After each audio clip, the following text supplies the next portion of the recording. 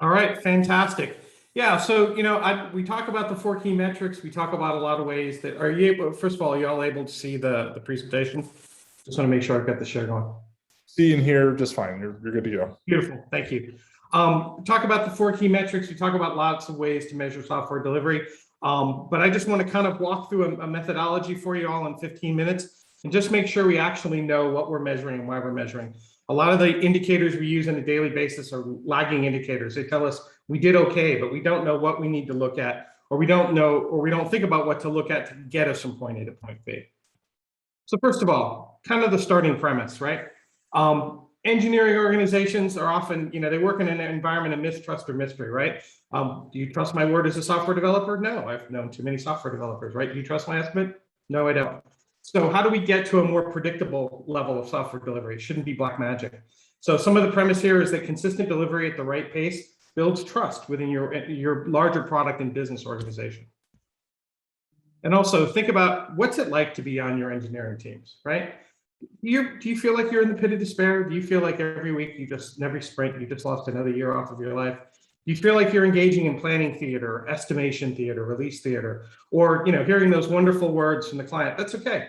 We'll make it up this weekend. No worries. We'll just work a little harder. Or I can't get to that today. I'm in meetings all day. Or the customers hate it, right? We shipped it. Nobody likes it. That's not an environment where your teams are finding joy.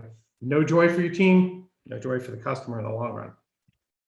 So what are you spending your time on? Are you swamped? Are you got a million things in your day? More importantly, what are the engineers on the team spending their time on? And are you literally tracking the amount of time they have to sit in a creative environment and be in a creative zone without context shifting all day? What brought you and your team joy? If there's anything that you did that didn't bring joy, consider throwing it out. Give it to Goodwill. Get rid of it. So do I think I've got a better way? Of course. When Brandon asked me if I'm a god, I said yes. So let's go through it. So talking about, what does everybody want? Well, everybody wants everybody to deliver faster and they want to do it at better quality. One of the things I wanted to touch on really quickly is the concept of pace and risk. So certain software we deliver into certain environments, we can do small little units of software. We can ship 20, 30 times a day. We have clients doing that, across their teams hundreds of times a day. And in certain cloud native environments, that's totally reasonable. We also have other clients that work on SAP systems that drive whole distribution centers and warehouses. They probably shouldn't be doing that in the middle of a productive Friday afternoon and thinking about when they release and how they test at a more measured pace. Again, continuous delivery, but an understanding of the right rate and pace that you should be going at as you start working towards this. And so talking about the four key metrics, you've all heard about them: deployment frequency, lead time to change failure rate, MTTR, right? Two of them tell you how you're flying, two of them tell you how you're doing and getting to where you want to be. Two of them represent when your plane starts dipping down to the ground, when bad things are happening to you, measuring that. But again, the premise here is that those are lagging indicators. They're going to tell you how you did. You flew from, say, Germany to London on a plane and it got there on time and that was fantastic. All the passengers were alive, used the right amount of fuel. But do you know what to do in the storm that you encountered over France between Germany and London? Maybe not. What's the instrument panel you need? And what are the things you should be thinking about as an engineering leader is something I want to go into a little more detail. So thinking about deployment frequency, right? This is where you're really trying to understand how quickly you can get and how often you get from ideation to business value. And again, as I said before, not every system has the same level of risk related to change. So you want to deploy and hit that deployment as often as the risk allows. And that's that pace is something you want to negotiate with your business stakeholders and your product stakeholders, right? We've seen a lot of times when teams will go in and they'll be deploying at a fantastic rate, and literally the product organization doesn't have the ability to keep up with that. And you need to figure out how you level up on both sides of that fence so you're getting the feedback loop that you want. You need to think about the WIP, your work in progress, right? You've got to have just the right amount. And this is tough. If you have too much work in progress, things aren't getting done. If you have too little work in progress, of course, you're not being efficient and people aren't getting work done. And again, you're getting critiqued on both sides. So tracking your WIP, measuring how you're doing all along that development process is really important to help you understand your results and to think about what you and the team can do differently as you go through this. And again, we're going to go back to the same old saw, but it still rings true. Break that work into releasable units. Make the work as small as possible, again, related to pace, and related to how quickly you can break down stories or get units of work that have business value out to the customer. Thinking about lead time to change. So you as an engineering leader, you as a tech lead, you as an engineer on a team, as a product person, you've got to understand and own your value stream, right? How are you taking ideas and shipping them to the customer? What's the process? You want to, again, break that work down to its smallest effective size. But this is really, to get to the best lead time for change, is that constant vigilance, looking out for waste. What steps in the process are you bumping into? Where is the friction? Where is there time that things are just sitting? Are you developing software but waiting 5-6 hours to get some feedback from your product person or your tech lead or your QA? Is there some step in the process, in the deployment process, that's slowing you down? Looking for that waste, understanding what it is, and understanding how to get past it is mission critical. At the same time, you also don't want to go and try to spend all your time on the waste. When you get to a good point, stop. I've also seen teams keep struggling toward, I want to get it even more efficient. There's a natural point. So don't also waste time spending too much time on waste. The real key here is that if you stopped any engineering leader, tech lead, engineering manager in the hallway, grabbing a soda, grabbing a coffee, and said, what are you doing right now in your value stream? They really ought to know. Nope, we've got it all the way down. We got it lean. Or nope, we still have friction here, here, and here. It's that important that you could just talk about it in the hallway at a moment's notice. Thinking about your change failure rate. This is where we start backing up. We're taking a step back instead of a step forward, right? And you have to think about how often are you missing your target?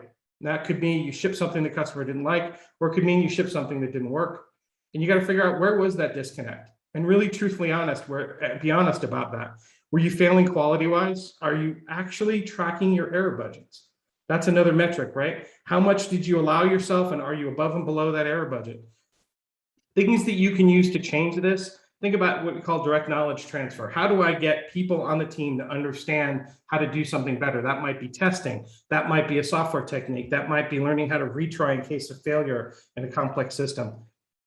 I'm thinking about, as an engineering manager, how to get hands-on enablement to my team so they learn how to do better here. That's where you can have a dramatic effect. MTTR, mean time to recovery.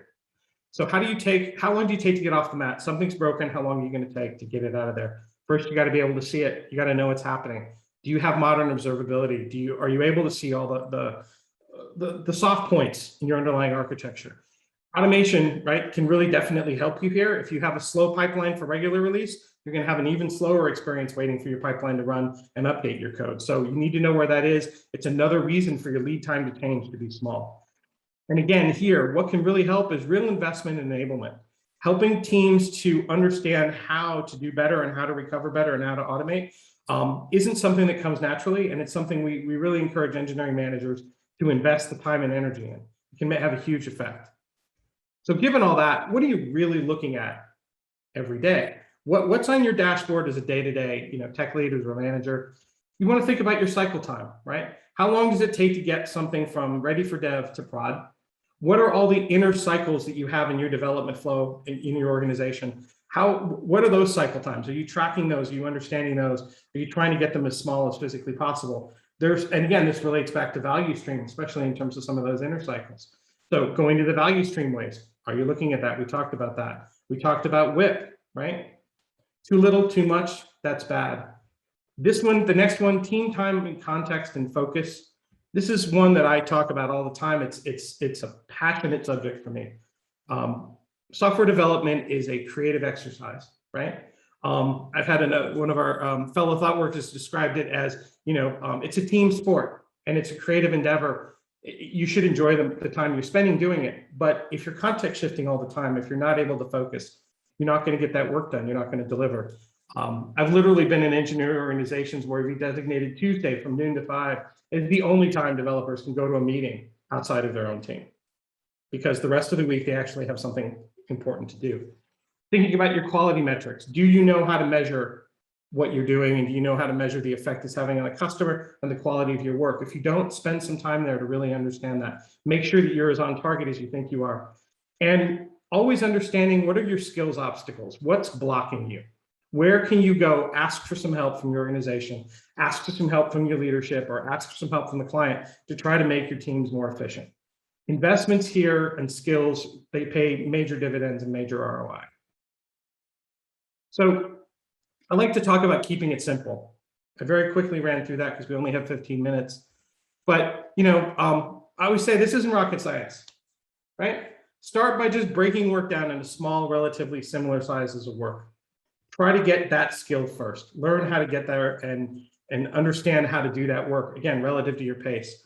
Test and deploy those units of work continuously. Get that value stream, get your automated CI/CD pipelines working, and think about, even if it's only internal, even if you don't feel that you're ready to put work into prod continuously, or you need some more steps, that's fine. But learn how to get your internal feedback loop solid and start practicing there, work your way forward. So we hear this one all the time, right? That won't work here. We'll never survive. And you're only saying that because no one ever has, right? We can't do it leaner. We need sprints. That works for those guys. It doesn't work for us. My advice on this is, again, there's a lot of information here, but think about taking on one obstacle at a time. Learn how to do one piece at a time as you go through this. There are many rodents of unusual size. Once you start killing them, though, and getting them out of your way, you kind of get a pattern. You get some success under your belt. You get some momentum, and you can move right through that. And you'll start gaining the confidence to try to do more things and to try to get leaner and to get a much tighter cycle time on all the work that you do. And are there risks here? Of course, there's risks here, right? So you want to make, when you're changing wholesale, the way you deliver something is important as a software in your organization. You have to think about how you're going to balance that, the risk against the improvement. So you want to make those improvements as experiments. You want to measure and adjust.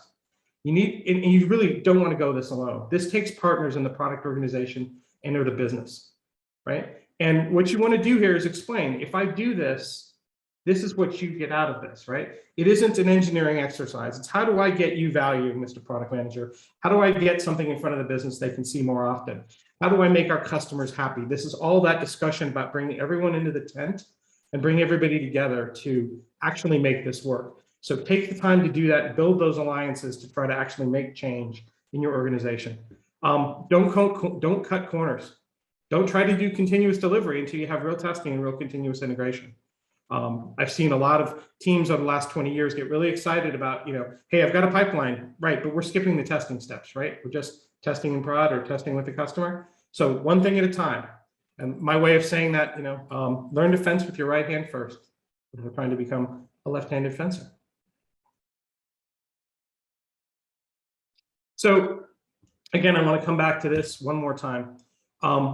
You want to really instill an environment where there's creativity and a sense of joy about the work that's being done, right? I say this a lot to people all the time talking about their engineering organizations. You don't want to be the recruiting site for some other company, right? You have brilliant people in your organization. And generally what we're doing is we're preventing them from accomplishing their goals. We're preventing them from hitting their real possibilities, right?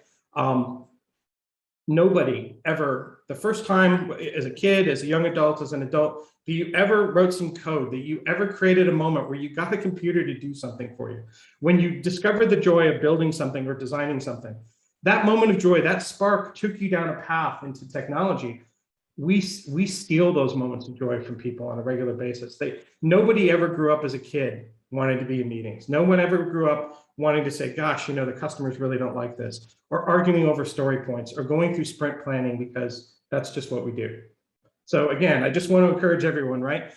If you keep it simple, if you just get down to the basics, at the end of the day, it will work. Take it slow, measure it every step of the way, make all your decisions intentionally, and understand why you did them. And at the end of the day, it'll work out better.